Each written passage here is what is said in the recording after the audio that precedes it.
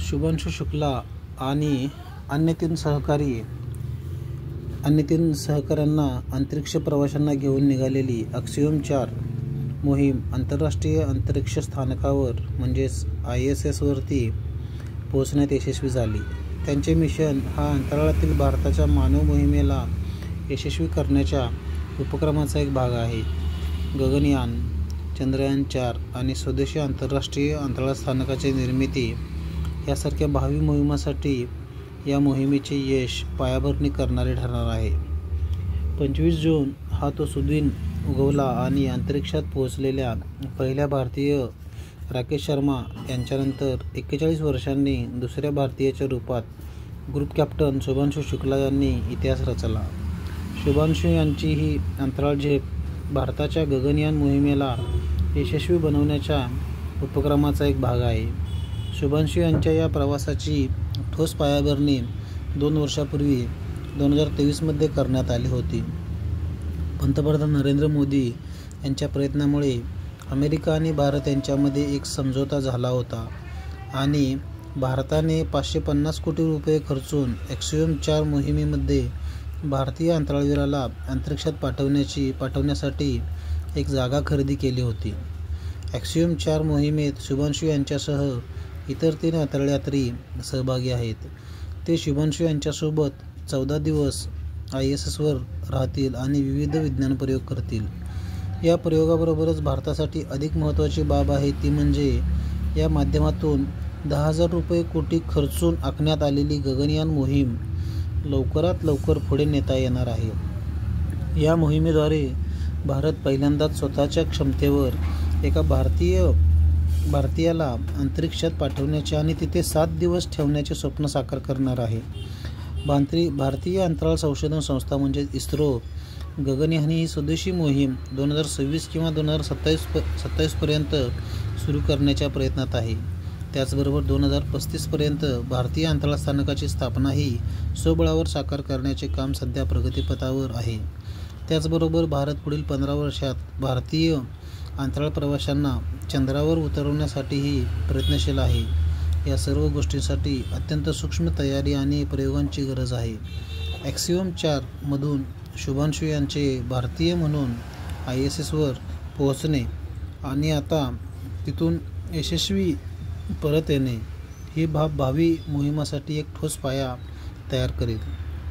या मोहिमेच्या उड्डाणापासून ते अंतराळयानाची ISS ची जोडणी म्हणजे डॉकिंग आणि पृथ्वीच्या वायुमंडळात सुरक्षित प्रवेश करून जमिनीवर यशस्वी उतरणे यापर्यंतच्या प्रत्येक टप्प्यावर शुभांशु यांची भूमिका महत्त्वाची आहे.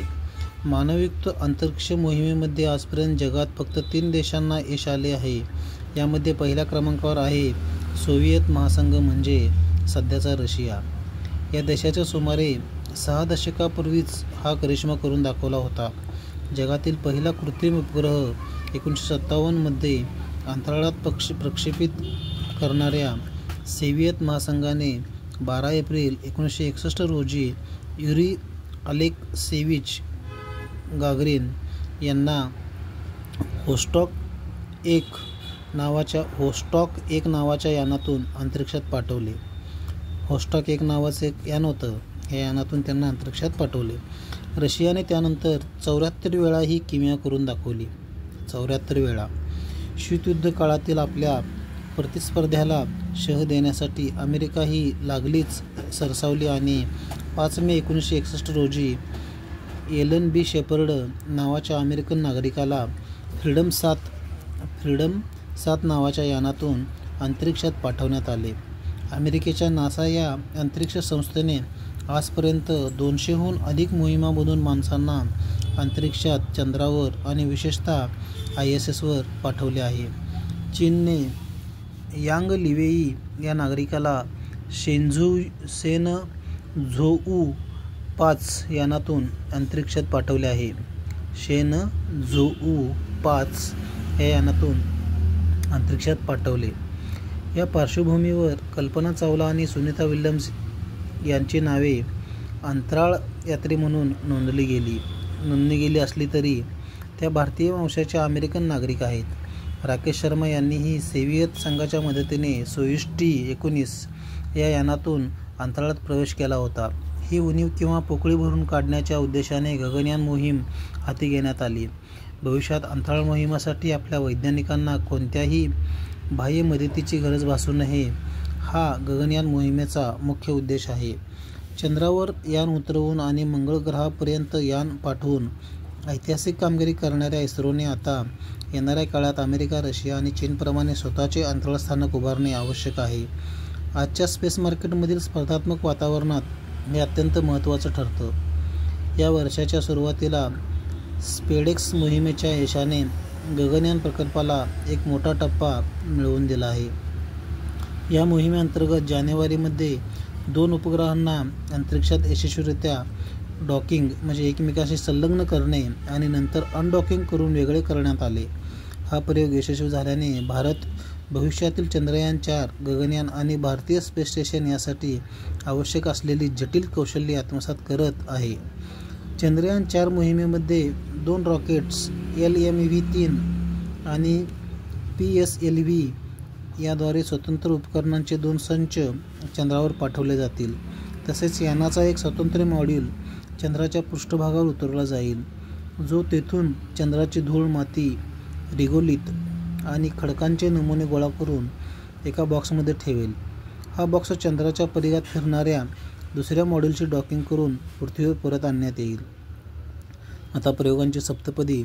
शुभांशु शुक्लांची ही मोहीम वैज्ञानिक प्रयोगांच्या दृष्टीनेही अत्यंत महत्त्वाची आहे. या 14 दिवसांच्या अंतराळ वास्तव्यात शुभांशु आणि अन्य अंतराळवीर प्रामुख्याने 7 प्रकारचे संशोधने करणार आहेत.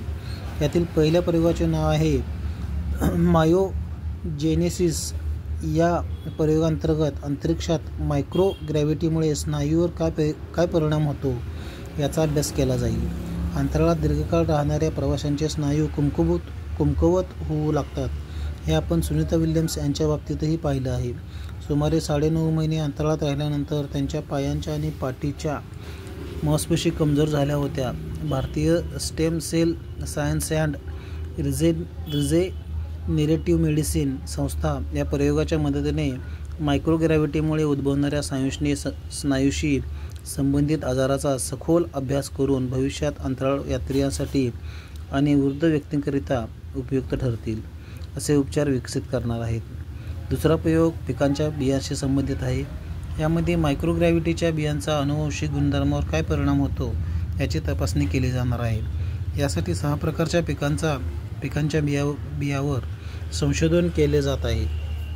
आता तिसरा प्रयोग बघा, अत्यंत रंजक आहे तिसरा प्रयोग. हा प्रयोग वॉटर बियर म्हणून ओळखल्या जाणाऱ्या टार्डिग्रेड्स या अतिसूक्ष्म जीवावर आधारित आहे, जो जेमतेम अर्ध्या मिलीमीटर आकाराचे असतात. 8 पाय असलेले हे जीव जगातील सर्वात कठीण व सहनशील जीव मानले जातात. हे पृथ्वीवर 60 कोटी वर्षापासून अस्तित्वात आहेत. म्हणजेच डायनासोरपेक्षाही 40 कोटी वर्षापूर्वीपासून पृथ्वीवरील प्रत्येक मोठ्या संकटातून हे यशस्वीरित्या वाचले आहेत. हे जीव वर्षानुवर्षे अन्न पाण्याविना राहू शकतात. ते तीव्र उष्णता, किरणोत्सर्ग देखील सहन करू शकतात. यासाठी ते आपल्या शरीरातील मेटाबॉलिक प्रक्रिया पूर्णपणे थांबवतात. अशा विलक्षण क्षमतावर आधारित या जीवांच्या शरीरावर मायक्रोग्रॅव्हिटीचा होणारा परिणाम तपासला जात आहे. तसेच अंतराळातील वातावरणात ते प्रजनन कसे करतात हेही अभ्यासले जाणार आहे. अत्यंत प्रतिकूल परिस्थितीतही जीवन कसे टिकून राहू शकते या दृष्टीने केला जाणारा हा अभ्यास भविष्यातील अंतरिक्ष मोहिमेसाठी संजीवनी ठरणार आहे. चौथा प्रयोग जो आहे तो मायक्रोएल्गी म्हणजे सूक्ष्म शैवालावरील मायक्रोग्रॅव्हिटीच्या प्रभावाशी संबंधित आहे. हे एकोकोशिकीय शैवाल या मोहिमेद्वारे 3 प्रकारचे मायक्रोएल्गी अंतरिक्ष स्थानकात नेण्यात आले आहे. हे गोड्या पाण्यात व सागरी पर्यावरणात दोन्हीकडे आढळतात. मायक्रोग्रॅव्हिटीमध्ये त्यांचा विकास करून ते भविष्यातील दीर्घकालीन अंतरिक्ष मोहिमामध्ये अंतराळ यात्रींच्या पोषणासाठी उपयोगी पडू शकतात का ते पाहिले जात आहे. हे शैवाल झाडाप्रमाणे प्रकाश संश्लेषण करून ऑक्सिजन निर्माण करतात आणि कार्बन शोषून घेतात.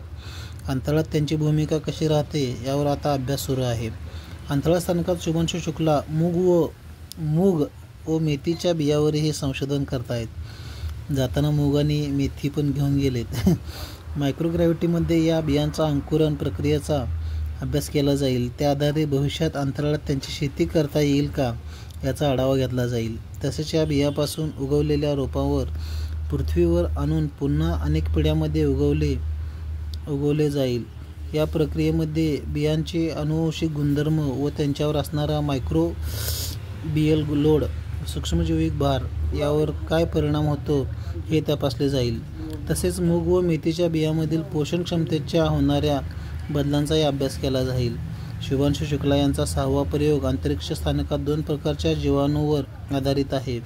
हे सायनोबॅक्टेरिया आहेत, ज्यांना ब्ल्यू ग्रीन अल्गी असेही सामान्यतः म्हणले जाते. हे प्रकाशसंश्लेषण करण्यास सक्षम आहेत. या मायक्रोग्रॅव्हिटीचा त्यांच्यावर कसा परिणाम होतो, त्यांच्या जैवरासायनिक प्रक्रियेत बायोकेमिकल प्रोसेस कोणते बदल होतात हे अभ्यासले जात आहे. भविष्यातील दीर्घकालीन अंतरिक्ष मोहिमांमध्ये मानवी जीवनासाठी पोषक वातावरण निर्माण करण्यासाठी हा प्रयोग देखील अत्यंत महत्त्वाचा आहे. अंतराळ प्रवाशांना काम करताना संगणक पडद्याकडे बराच वेळ बघावे लागते.